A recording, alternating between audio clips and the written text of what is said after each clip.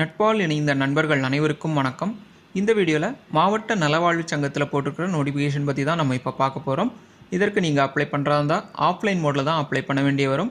இதற்கு அப்ளை பண்ணுறதுக்கான கடைசி தேதி பார்த்தீங்கன்னா 6/1/2024 வரைக்கும் கொடுத்துருக்காங்க.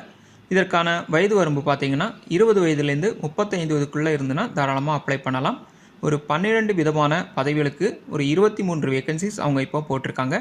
இதற்கான சேலரி பேஸ் பார்த்தீங்கன்னா அப் டு 34,000 வரையிலும் ஒவ்வொரு கேட்டகரியும் பொறுத்தும் அந்த சேலரி பேஸ் வந்து மாறும்.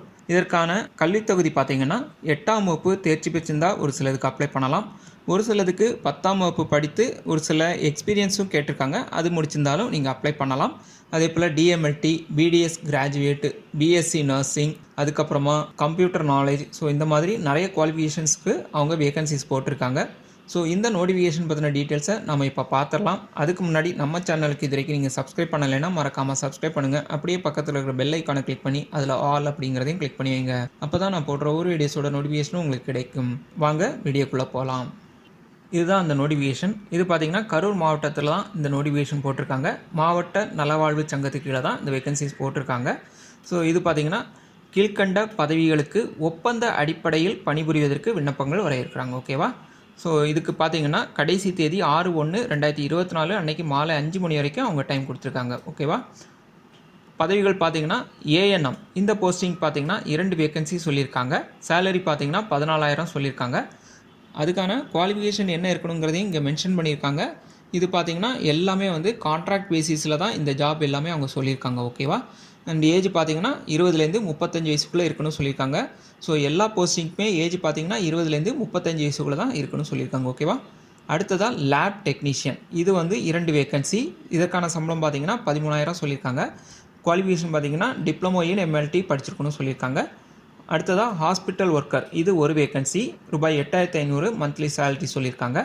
ஸோ இது வந்து 8ஆம் கிளாஸ் பாஸ் பண்ணியிருந்தாலே அப்ளை பண்ணலாம் சொல்லியிருக்காங்க.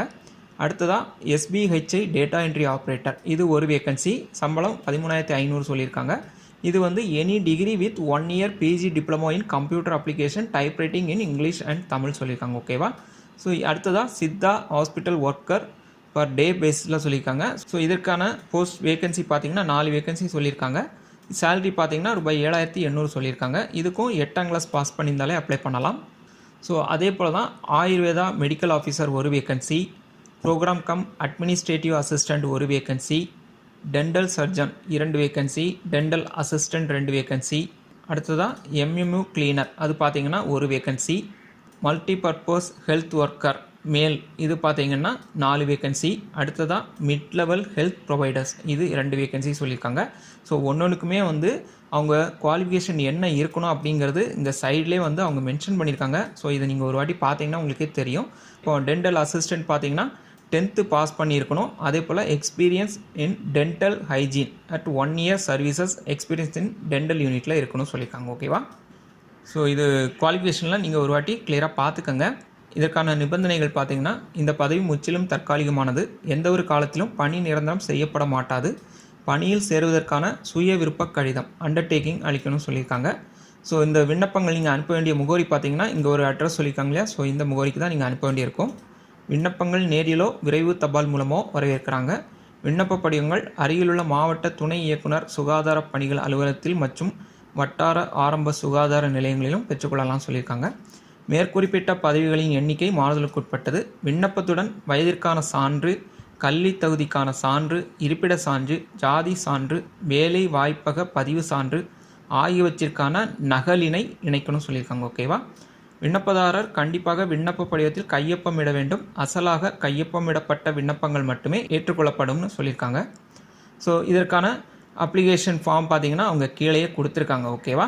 ஸோ இதில் என்னென்ன டீட்டெயில்ஸ்லாம் கேட்டிருக்காங்கிறதையும் பார்த்து கிளியராக பார்த்து அப்ளை பண்ணுங்கள். ஓகேவா? ஸோ இந்த நோட்டிஃபிகேஷன் அண்ட் அப்ளிகேஷன் அடங்கிய பிடிஎஃபோட லிங்க் இந்த வீடியோக்குள்ள டிஸ்கிரிப்ஷனில் கொடுத்துருக்கேன். நீங்கள் அதை கிளிக் பண்ணி பார்த்தீங்கன்னா உங்களுக்கே தெரியும். தகுதியுள்ள நண்பர்கள் அப்ளை பண்ணுங்கள். ஓகே ஃப்ரெண்ட்ஸ், மீண்டும் அடுத்த வீடியோ சந்திப்போம். தேங்க்யூ.